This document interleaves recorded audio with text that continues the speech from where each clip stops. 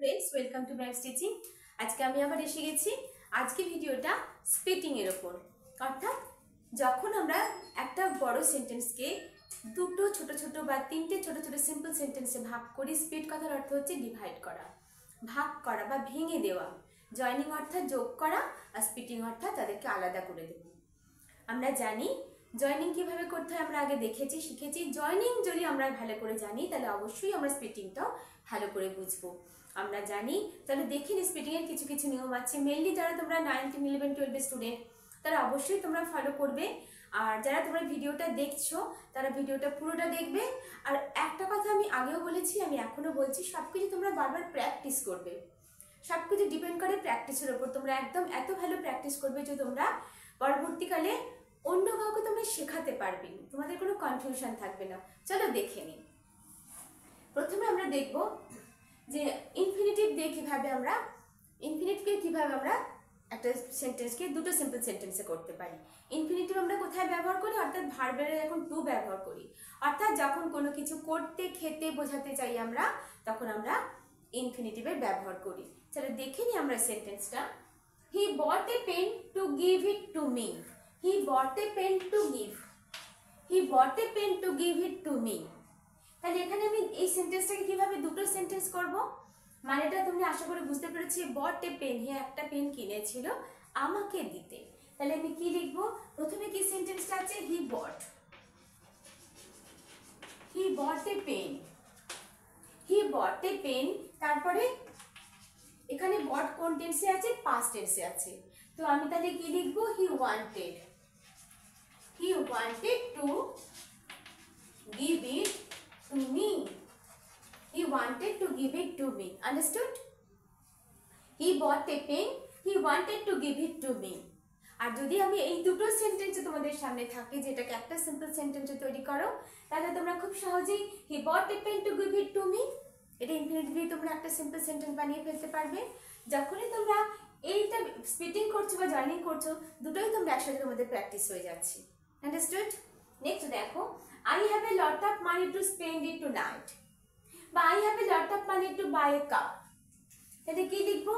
I have a lot of money. I have a lot of money full stop, একটা sentence হয়ে গেল। I এখানে have present টেন্সে আছে, তো that's why I want to spend it tonight. বা I want to buy a car. তাহলে এখানে কোথায় আমরা ফুল স্টপটা লাগালাম? যখন একটা সেন্টেন্স কমপ্লিট হয়ে গেল। I have a lot of money to spend it tonight. I want to spend it tonight. Understood? তাহলে কিভাবে ইনফিনিটিভ দুটো সেন্টেন্সকে আমরা একটাও করতে পারছি, আবার যখন একটা সেন্টেন্সকে আমরা কিভাবে দুটো সিম্পল সেন্টেন্স বানাচ্ছি। They caught a fish to eat it. They caught a fish. এটা কোন টেন্সে আছে? এটা পাস্ট টেন্সে আছে। They caught a fish, এটা একটা simple sentence. They caught a fish. তাহলে এবারে নেক্সট সেন্টেন্সটা আমি কি লিখবো? এখানে wanted. They wanted to eat it. They wanted to eat it. আবার এই দুটো সেন্টেন্সকে তোমরা যদি জয়েনিং করতে চাও, তাহলে they caught a fish to eat it, যদি ইনফিনিটিভ দিয়ে তোমরা জয়েনিংটা করতে চাও। আন্ডারস্টুড? এই ইনফিনিটিভের একটা অন্যরকম ধরনের সেন্টেন্স, একটু দেখো, একটু ঘুরি। এটা আমরা কিন্তু সবসময় ব্যবহার করি, খুব বলি এই কথাগুলো। He is too weak to walk, he is too hungry to walk. এতে কি লিখবো? এই টুটা আমরা কখন ব্যবহার করি? আর এই টুটা কিন্তু মেইনলি ইনফিনিটিভ সেন্টেন্সের ভেতরেই ব্যবহার করা হয়। এই টু এর পরেও কিন্তু ইনফিনিটিভ আসছে। দেখো, হি ইজ টু হাংরি, অর্থাৎ সে এতটাই ক্ষুধার্ত যে সে হাঁটতে পারে না। সে এতটাই ক্ষুধার্ত। He is very hungry, he cannot walk. He is very hungry, he cannot work. He is very hungry, he cannot walk. তাহলে এই টুটা যখন আমরা দেখব সেন্টেন্সে, তার অর্থ হচ্ছে নেগেটিভ অর্থ। তার মানে সে এতটাই দুর্বল, সে এতটাই ক্ষুধার্ত, সে এতটাই তৃষ্ণার্ত যে হাঁটতে পারছে না, যে সে দাঁড়াতে পারছে না।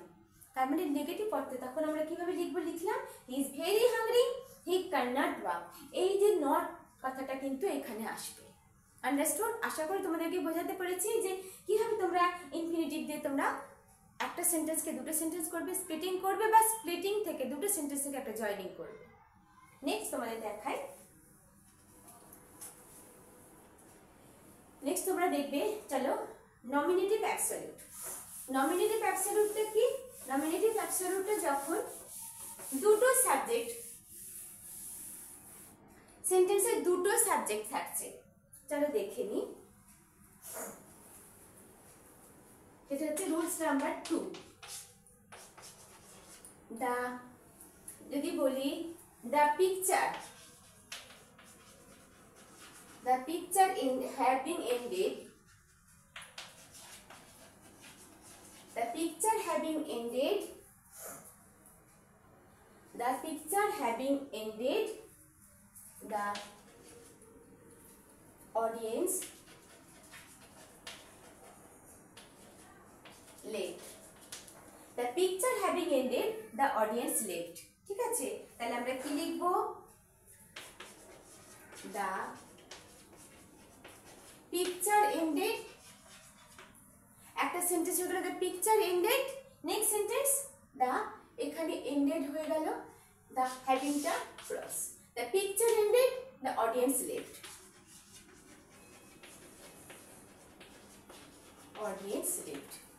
খুব সহজ, খুব সহজ, শুধু তোমরা একটু প্র্যাকটিস করো, একটু প্র্যাকটিস করে একটু বুঝে নাও। এটাকে আমরা কি বলছি? এটাকে আমরা বলছি নমিনেটিভ অ্যাবসলিউট, অর্থাৎ যখন দুটো সাবজেক্ট সেন্টেন্সে থাকছে। তাহলে যদি আমরা এটাকে এই দুটো সেন্টেন্স তারপর যদি তোমরা জয়েনিং করতে বলা হয়, তাহলে তোমরা হ্যাভিং এন্ডেড, এইভাবে হ্যাভিং ইউজ করে এটাকে তোমরা একটা সেন্টেন্স করতে পারবে। The picture having ended, the audience left, the picture ended, the audience left. Understood? Next আরেকটা দেখাচ্ছি, দেখো, the police having arrived, the police having arrived, the pickpocket fled, the pickpocket fled। তাহলে এখানে কিভাবে করব? the police arrived, the pickpocket fled, কারণ এখানে arrived, এখানে দেখো পাস্ট টেন্স আছে, ফ্লেড। ঠিক আছে, pick having arrive, the pickpocket fled. Understood? খুব সহজ, শুধু একটু প্র্যাকটিস করো। আশা করি তোমরা এই নমিনেটিভ অ্যাবসলিউট তোমরা বুঝতে পেরেছো। এর উপরে জয়েনিং এর উপর আমার ভিডিও আছে, তোমরা দেখে নেবে। নেক্সট দেখো, নেক্সট দেখাচ্ছি তোমরা কিভাবে পার্টিসিপল ব্যবহার করি আমরা।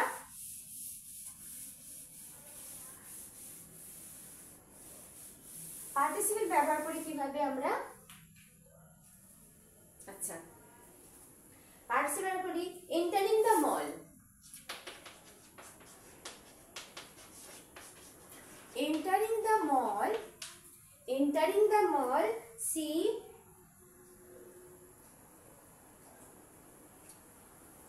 entering the mall, she was very happy,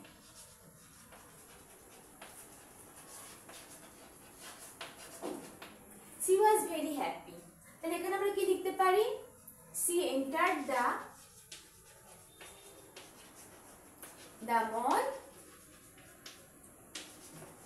she was very happy, she was very happy। আর একটা সেন্টেন্স দেখো,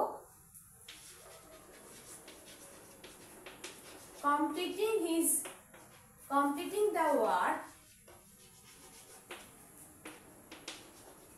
he went to home, he went to home। এখানে কি আছে? ওয়েনটা কোন টেন্সে আছে? এটা পাস্ট টেন্সে আছে। তাহলে আমি কিভাবে লিখব? he completed the work, he went to home, he completed the work, he went to home। আবার দেখো, যদি দেখাই আর একটা সেন্টেন্স,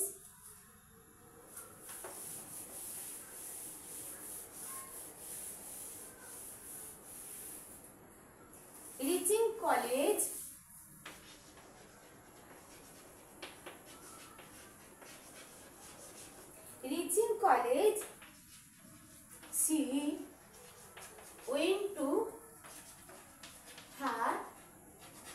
ক্লাসরুম। তাহলে এখানে কি লিখবো? Reaching college, she went to her classroom. এই রিচিংটা যখনই দেখবে ভার্বের সাথে আইএনজি অর্থাৎ এটা পার্টিসিপল। তাহলে পার্টিসিপল ব্যবহার করে আমরা কিভাবে চেঞ্জ করছি? Reaching college, she went to her classroom. She reached college, reached her college. She went to her classroom. কত সহজে কিন্তু আমরা স্প্লিটিং বা জয়েনিং গুলো করতে পারি। একটু প্র্যাকটিস করবে আর একটু মাইনরলি তোমরা এগুলোকে ফলো করবে। রিচিং কলেজ, এখানে একটা কমা আছে, she went to her classroom. She reached her college, she went to her classroom. Understood? তাহলে অনেক অনেক সহজ কিন্তু এই স্প্লিটিং করা। দেখো তোমরা একটু প্র্যাকটিস করো। আর একটা তোমাদের দেখাই, এটা হচ্ছে নাউন আর পজিশন, অর্থাৎ যখন সাবজেক্ট কিন্তু একটা কিন্তু সেন্টেন্স আমরা দুটো তৈরি করব। দেখো দেখাচ্ছি।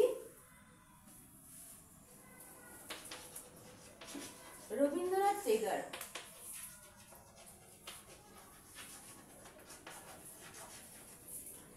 great poet of India, received Nobel Prize. Received Nobel Prize. এখানে দেখো প্রথমে Rabindranath Tagore, Rabindranath Tagore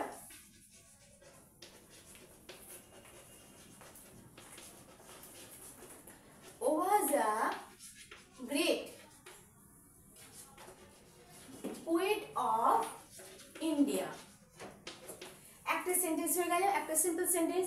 Rabindranath Tagore was a great poet of India. এরপরে he received Nobel Prize. He received Nobel Prize.